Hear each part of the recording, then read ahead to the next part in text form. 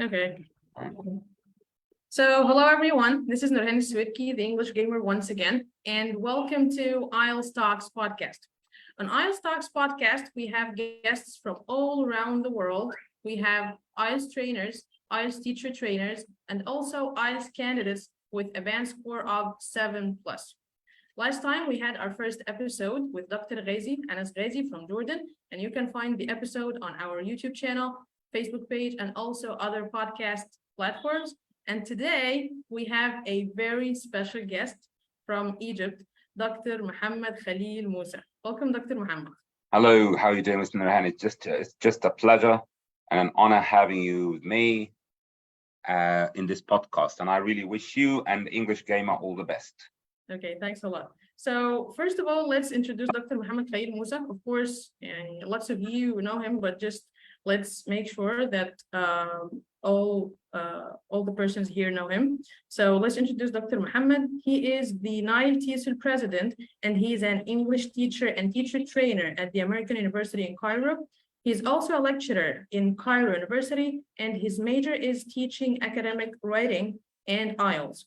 He's got a number of academic books in the market, and he's known for his live videos on English learning and the importance of professional development. So welcome, Dr. Muhammad. Hello. Thank you very much, Mr. Nurhan, for inviting me. Okay, yeah, you're welcome. So, of course, I introduced you formally, but can you just tell us a bit about yourself?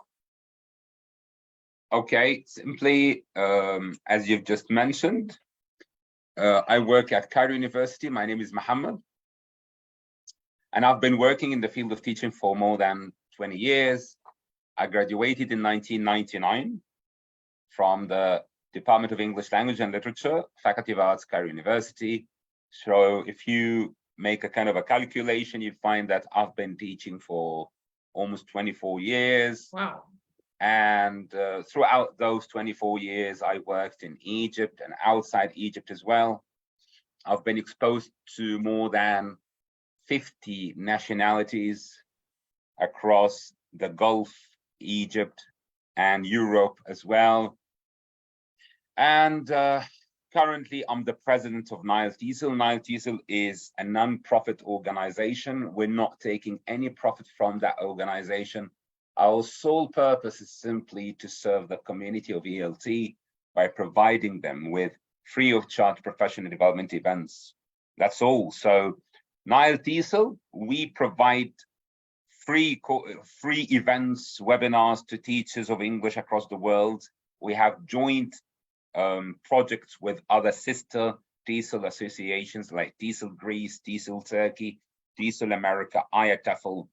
So I'm in the field of teacher training as well as English language teaching and, of course, IELTS. Yeah. Let me say that at the beginning, of course, lots of people wanted you exactly to be with us, actually. And of course, I wanted to invite you, and you accepted our invitation. Thank you so much. And I also would like to say that this podcast is very special, not just for people out there, but also for me, because I have to say that I took the course with you 5 years ago. I learned a lot from you. Your course was, incredible, really. Thank you so much for everything. I do appreciate your acknowledgement, by the way. Yeah, sure. I have You're such a wonderful colleague. Thank you very much. And I'm so happy that I'm going live with you here on the English Gamer. And I just want to make sure that my voice is clear. So guys, please, I want you all to confirm that you can hear me live. Please confirm in your comments. I'm reading your comments. So please just make sure that the voice is clear. Yes, Ms. Nurhan. And by the way, guys, before I start with Ms. Nurhan, I just want to say that I do appreciate all your input to English students. I'm so impressed by the amount of hard work and dedication you're providing to your students. Thanks a lot. Okay, so yeah, it's clear. Shima, thanks, Shima. Okay. Yes. So let me ask you about how have you started your career as an IELTS trainer? The whole thing started with my return, after my return from King Abdulaziz University. So in 2015, I had to come back from the Kingdom of Saudi Arabia to work at the American University in Cairo. And the first thing they asked me for was to take the IELTS exam. And I told them, how come do you want me to take the IELTS exam? And I've been working as a teacher by that time for 16 years. But the American University in Cairo asked me by that time that it was a must to take the IELTS, score at least 7 academic to be able to rejoin the AUC. So before traveling to Saudi Arabia, I worked at the AUC, but after returning 6 years later, I had to rejoin the AUC by taking the IELTS. And in the first time I took the IELTS, I got band 8 and then band 8.5. So the head of the department by that time told me, oh my God, you got band 8. I said, yeah, I don't know if that's good or not. She said, wow, that's amazing. That's impressive. Can you please teach IELTS at the AUC? And from that thing started. So I started my career as an IELTS teacher by being a student, by being a candidate. So this is something very important. And this is kind of one of the pieces of advice that I'm going to provide to a number of teachers who are trying or are attempting to be IELTS trainers, that you have to go through the whole experience of the student. Okay, so the students go through a different experience, different from the teacher perspective. And of course, you know quite well, in the world of language, truth is not certain. Truth is not 100% certain. So you see things from the student's point of view, which is different from you see things from the teacher's point of view. And that's why when I took the IELTS and I scored 8 and then 8.5, I started to break down the experience of the student and try to reshape the whole experience, try to deliver the experience as a teacher. I know, but and by the way, once again, I started working as an IELTS teacher after my PhD. So I had the academic background. This is something very important. And of course, I don't want to talk about irrelevant points, but sometimes it baffles me or it confuses me when I find some teachers who are 5.5 and 6 and they want to teach IELTS to help students get band 7. You understand what I mean? How can any teacher help students score 7 if he or she herself or himself is band 5? Yeah, that's right. And that's why if you want to teach students how to get band 5, you have to be band 6. If you want to help students to get band 7, you have to be band 8. So the whole thing started by coincidence, by simply chance. After returning from Saudi Arabia, I had to take the IELTS exam to rejoin the AUC. And so I had to go through the whole, the whole headache of the IELTS exam. Yeah. So I have a question. Aren't you willing to take IELTS again in order to score band 9?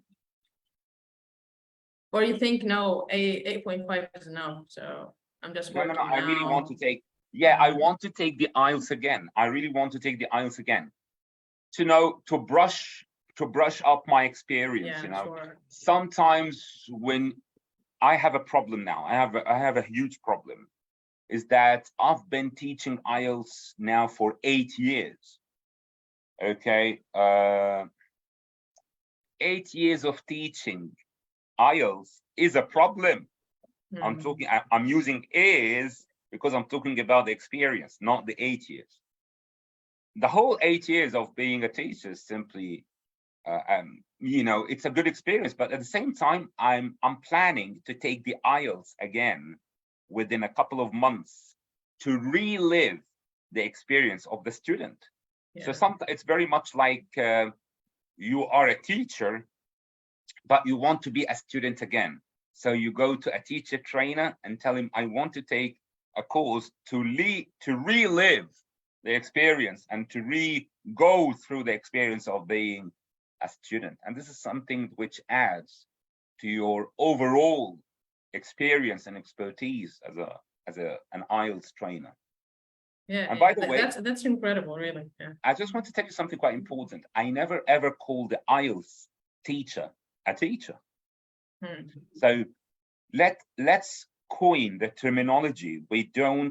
I don't ever describe the IELTS teacher as a teacher.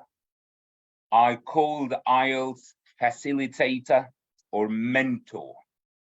What we do with our candidates is not simply teaching. Yeah, right. We show them how to study, how to pull yourself together when you feel down in the dumps, how to stand up once again when you feel down, how to listen attentively, how to read carefully, how to write and stay focused on the topic. This is what I called mind coaching. This is not teaching. Teaching is simply, I provide you with information and I'm so happy. What we do in IELTS is simply IELTS mentoring and coaching. And this is something you've got to add to the questions of the interview here, is that the IELTS teacher is not a teacher. He's a mentor. He does something very important called mind coaching. Why mind coaching? Because there is a huge discrepancy, huge gap between Cambridge and our Arab education. Yeah. Our Arab education is so distant from Cambridge. Let's be honest about that. Let's be honest. Right. If we want to say the truth, we have to be honest, and honesty is the best policy. So Cambridge is one of the top 5 universities across the world. And the best university in Egypt, Cairo University, is something like 1,000 and something in the ranking. So when you provide training to your students, you feel the gap in education. You have to provide them with the critical thinking, not just language, how to be on track. That's all. Yeah. Okay. So let me take you to another question. You told me you have different nationalities in your courses, right? So what nationalities do you have? Okay. Thanks to God, thanks to Allah, I've got about 14 different nationalities. 14 different nationalities from Palestine, Syria, Jordan, Lebanon, Saudis, Kuwaitis. This course, I've got 1 Qatari candidate, of course, Egyptians, and you'll be surprised, 1 Tunisian, 1 Algerian, and 1 Moroccan as well. And beautifully, I've got someone from Somalia. Oh, wow. Yes. And he doesn't speak Arabic 100%, but he's trying to catch, of course, some Arabic, learn Arabic and English at the same time. Okay. So when you find this kind of cultural diversity, within the course adds to the energy of the candidates, the energy. So for example, I do respect students from Palestine, Syria. When you find one of your students is a Syrian living in Turkey, and with the Turkish earthquake, he is still studying. Do you understand what I mean? A student is sending me that there was an earthquake in Turkey, in southern Turkey, and that Syrian guy found himself outside his home because of the earthquake. And he's sending me a message saying, I'm sorry, I can't send my assignments. I'll be late. Why? Because of internet outage? No, it's not because of internet outage or disconnection. Simply because my building fell after the earthquake.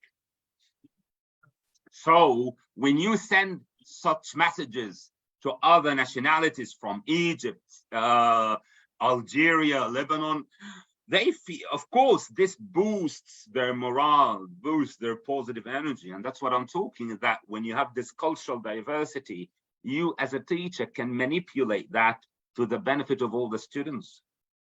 Yeah. So are all your students Arabs?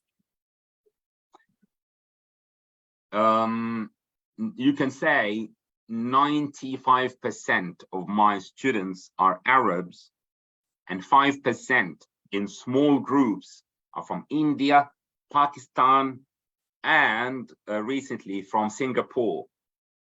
Those students, maybe they are 12, 15 students from India, Pakistan, Singapore. They're so committed.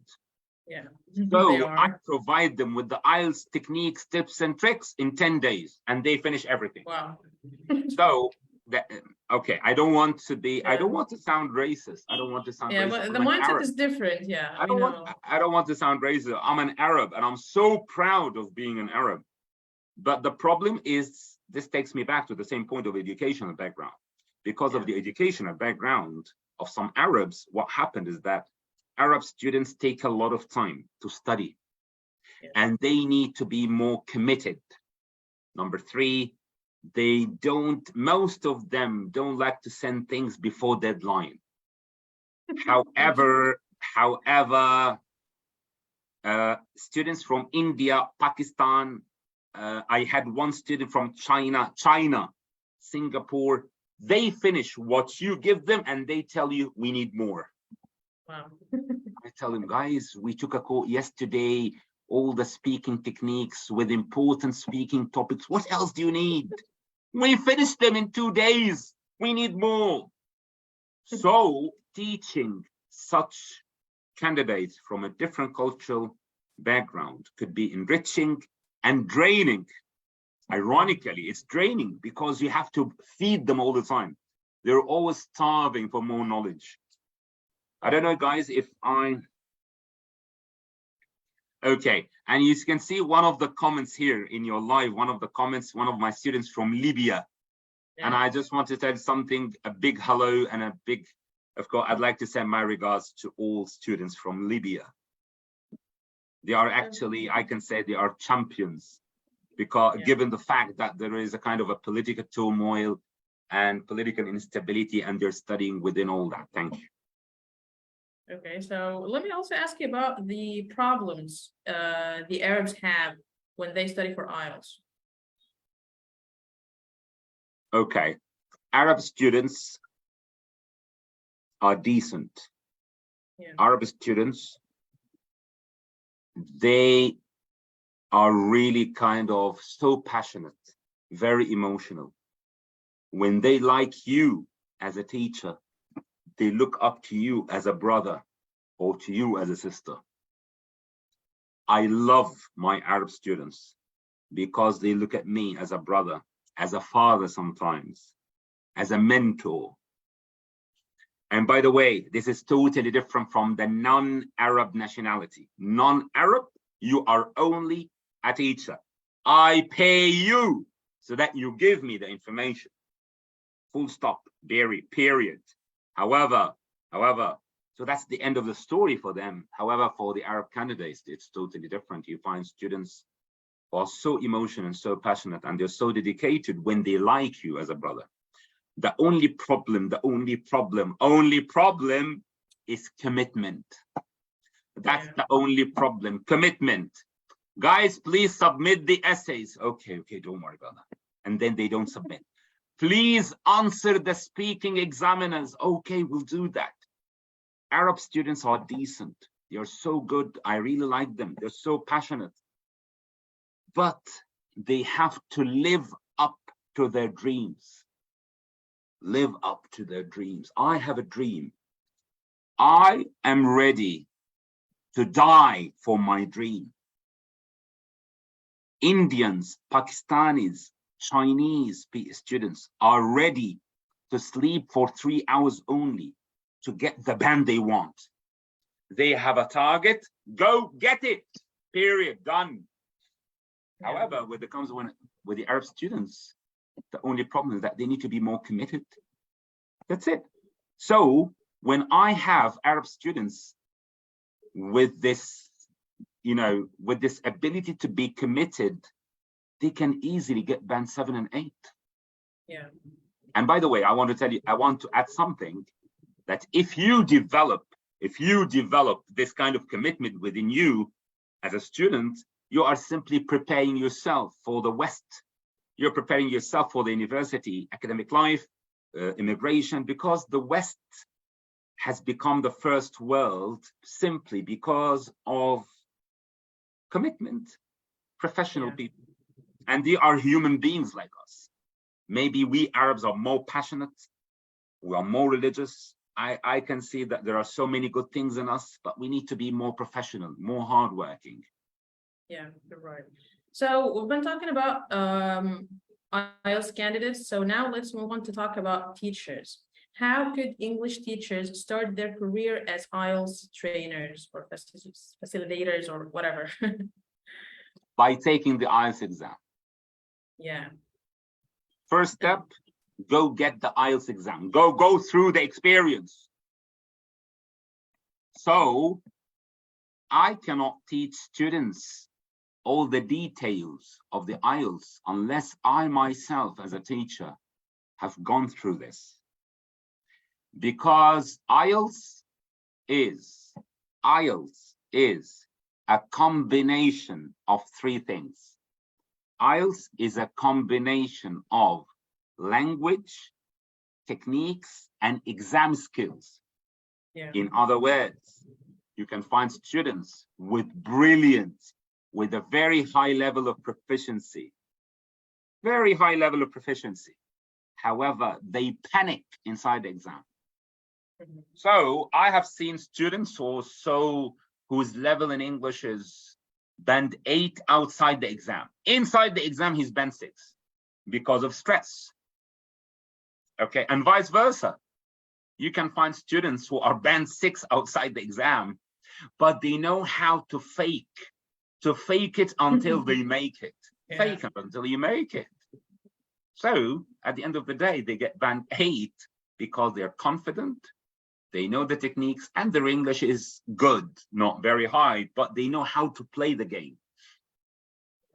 So teachers have to go through the exam, have to improve their English. Number 3, they have to know how to teach IELTS, because teaching IELTS needs lots of tricks, and it depends on something called scaffolding. You are building up a skill.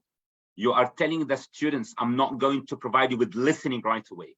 Listen to the BBC 6 Minute, then TED Talks, then an IELTS exam, but you cannot provide them right away with listening. Yeah, that's right. So you said the teacher needs to learn how to teach IELTS. So is there a special course teachers need to take, like how to teach IELTS or stuff like that? Okay, I know I've been asked that question so many times, even in the conferences that I attend. Many conferences, I met teachers and they tell me we need something called teacher training of IELTS. I don't want you to be shocked, because I believe that there is nothing called teacher training IELTS. I'm sorry about this. Yeah. If you want to be an IELTS teacher, go take the exam, attend an IELTS course, attend as a student with an eye as a teacher. Because teacher training depends on theories, but I'm talking about practice. So what I'm planning to do, God willing, in 2024, is that I'm planning to develop something called teacher training IELTS. And the teacher training of IELTS will be 7 weeks of the course, plus 2 weeks follow-up for the teachers. So I want the students, I want the teachers to attend as students. And after taking the course and learning and understanding, I give them 2 extra weeks of self-assessment, peer observation, analysis of the students' evaluation. And then I ask them, some students, to see how the information was delivered. What I'm planning to do is that I provide something like 2 months, 6 weeks course plus 2 weeks of training, because teachers have to attend as students to get the heat. Yeah. You know, it's very important to get the heat. The heat means the pressure. The pressure. You have to get the heat of IELTS. Yes. Okay, so let me ask you a different question. So some people call you the king of IELTS. So what do you think the what is the secret behind this kind of success? Okay, thank you very much for asking that question. You're welcome. Of course, I'm not into titles. I don't like titles like he is the dragon of IELTS. A couple of weeks ago, an Indian student called me the magician of IELTS, the Harry Potter of IELTS, and all that. I'm not very much into titles because I always believe that your work speaks for you, not the title. Yeah. Always remember that people who are so proud of their titles could be hollow deep inside. Mm-hmm. Yeah. It's your work, dedication, that tell others what you actually do, not the title. Going back to your question, the secret of the so-called success, I don't see myself as successful because I'm learning. I'm learning from my students. Yeah. I know it's crazy, but sometimes my students tell me, you are short-tempered. You are 1, 2, 3, 4. And sometimes I have to write after my students. I learn from my students. Yeah. Going back to your question, success, if you call it success, simply because I do everything with conscientiously,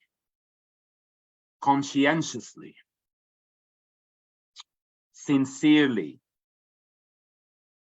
So in other words, you'll be surprised. I'm very emotional. So I teach with passion, not profession.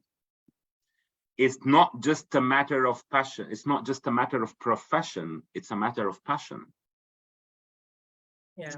So when you teach with your emotions, you follow up with your students. You put them on track. Sometimes you shout at them like a father, like a caring father, like a responsible father. So, and that's why eventually they respect you and they like you as a father. And actually, this takes me to the next question. Yeah, I have a question for you. So many people think sometimes you're tough in your courses and you shout at them. So what do you think about that? Yeah, I heard so many stories that students are spreading the rumor that I shout, that I keep shouting and I'm very strict.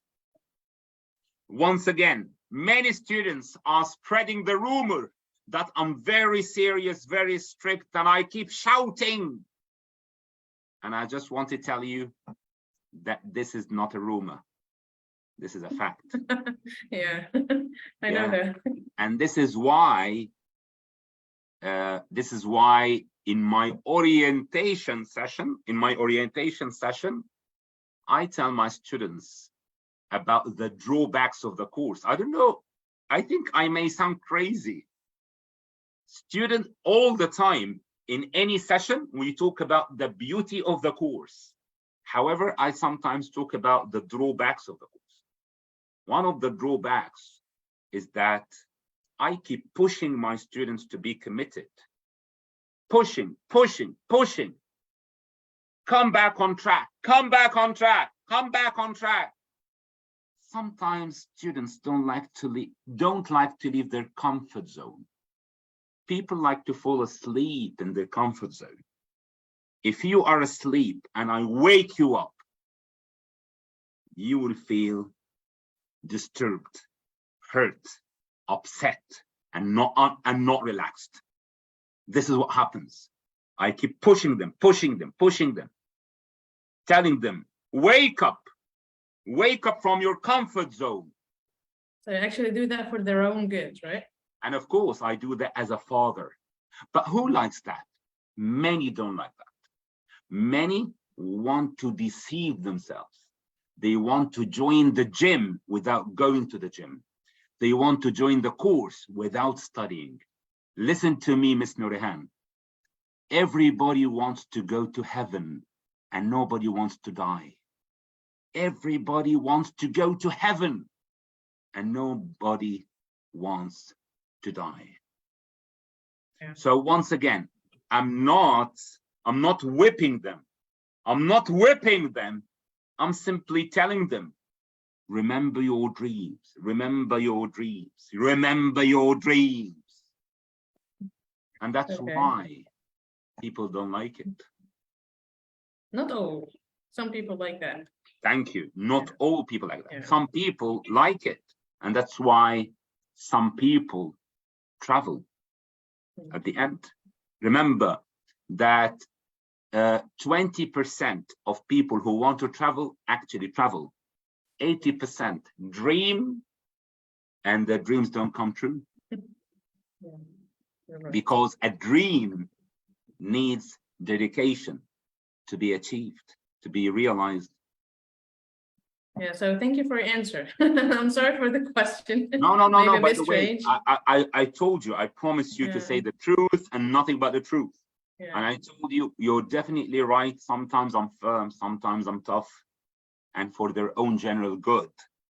It's not out of any sadistic tendencies that I've got. I'm not sadistic. Okay, so let's talk about some tips and tricks you want to give to IELTS candidates. Speaking. 1, listen, take notes, speak. You will never speak unless you listen. Listen, TED Talks. Listen to the BBC. Summarize and record yourself. Number 2, writing. Read The Guardian. Read from The Guardian, from the Economist. Read from the BBC website. Read, summarize, rewrite. Yeah. Listening. Don't listen right away. Listen to the IELTS listening exams. Repeat the exam. Repeat the exam until you familiarize yourself. Don't expect yourself to get band 8 from the first go. Always remember, if you want to study IELTS, you have to be patient. Patient and consistent. Patience and consistency are the keys to band 8. When it comes to reading, you can read the exam in 3 hours. You don't have to stick to the time. And remember, the queen of all skills is what? What is the most important skill in life? The most important skill from listening, reading, writing, and speaking, the most important skill is listening. Listening is the queen of all skills. We were born to listen. At the very young age, when we were infants, we listened to be able to speak Arabic. Yeah. We have to listen to our parents. And then we have to read. And always remember that the first word in the Holy Quran was read. Listening and reading are very important, but listening is easier. So the major drawback that some students have is the lack of ideas. So if you want to, read, if you want to have more ideas to express yourself in speaking and writing, you have to read a lot. Read and listen. Read and listen. If you take 1 month of reading and listening, this will help you for 2 months in speaking and writing. Last tip and last piece of advice, don't expect yourself to speak right away or to write right away. Be patient, write, read, take notes, listen, take notes, and then write. And always remember that there are basics of academic writing. And they have to be familiar and fully aware of the basics of academic writing. Yeah. Once again, TED Talks is a treasure. TED Talks website is a treasure. So the website itself is a treasure. It's full of precious videos about technology, education, and all that. And nowadays, I'm working on something crazy, which is a number of video clips about IELTS topics and ideas in form of animation, because my future project is providing IELTS ideas to children, because IELTS could be a way of providing information, not just to adults, but also to children. So for example, if I mention global warming, it's very important for children to know why the summer is very hot, or why sometimes winter is so late, the global warming and what's happening. So I'm trying to develop something called animation videos. I wish you good luck with that. This is amazing. And I'm going to make this for free. Oh, for wow. free for all parents, for all people, so that students get their heads around the topics. Yeah, good luck with your project, Dr. Muhammad. So I guess I'm done with my questions. So now, if you have one more thing you want to add, or a piece of advice for candidates or for teachers. Okay. I know that some teachers, when they provide IELTS to students, you have to fear God. You have to fear God in whatever you do. Don't play with the dreams of people. Don't play with their dreams. Some people are living for a dream. And when they find some teachers are playing with their dreams, they simply die. Don't tell the students, you're amazing, you are already band 8, and the student is band 5. Don't game with their dreams. Don't keep toying with their ambitions. Number 2, the candidates and the students. Consider IELTS a journey of discovery of the Western culture. Consider IELTS a journey of improving your educational background, your language. If you consider IELTS as a journey, you will pass the journey, get the best of it, and get the score. If you think of the score only, you'll feel stressed and you will not get the score. If you study IELTS for language, you will get the score. Always remember that people nowadays are going through economic crisis. Many people cannot afford IELTS. Many people can't afford taking the exam more than once. The exam in Egypt costs £4,350. The exam in Saudi Arabia is almost 1,200 Saudi riyals. So people can't afford taking the exam more than once. So I want you to be well prepared to save your money, your life, your time, and your energy. Because if you go drained, if you become drained with no energy, you'll feel dead deep inside. Thank you. Okay, thank you so much, Dr. Muhammad. So I guess we don't have questions here. So if any of the fans has any question, you can just type it here.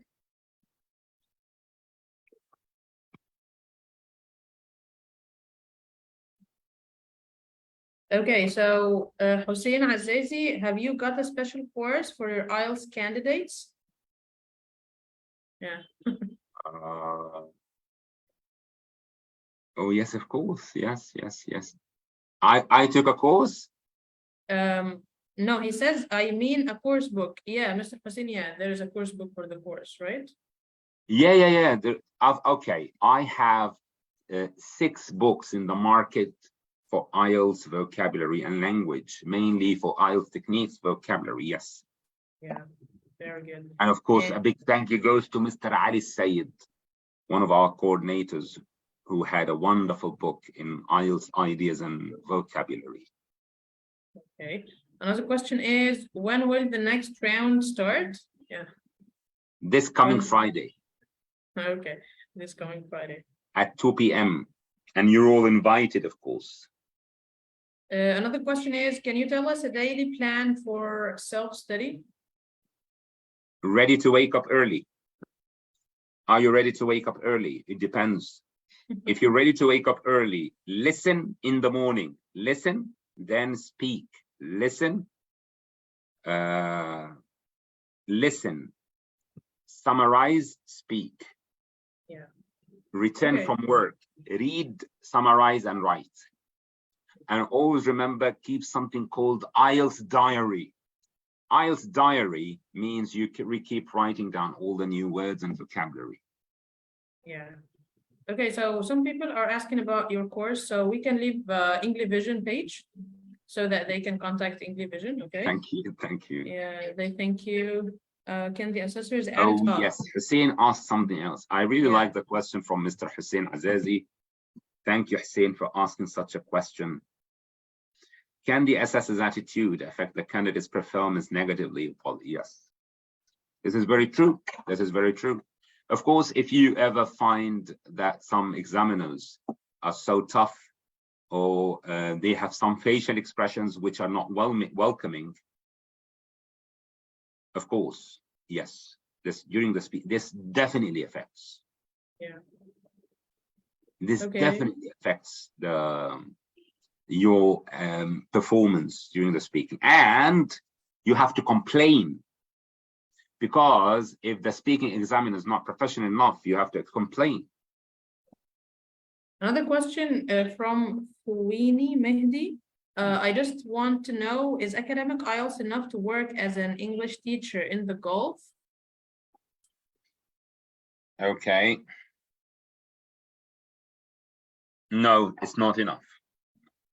She says, You must, I have no degree. you must have something like CELTA, TEFL, TESOL certificates in teaching English. And now the Gulf countries take teachers with band 7 academic. The Emirates, the UAE, the Emirati schools take band 7.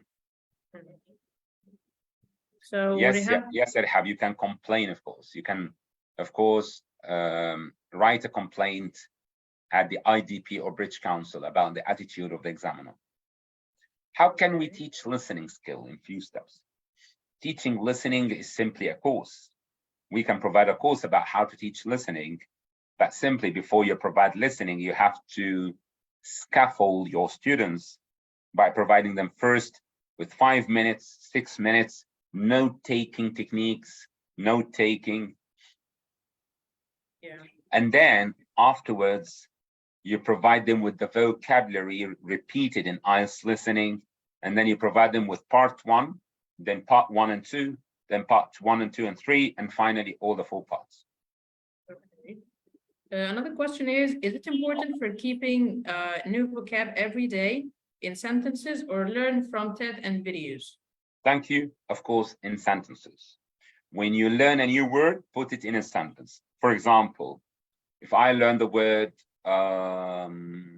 campaign, so I have to learn launch a campaign and then put it in a sentence, like we need to launch an awareness campaign to combat drugs.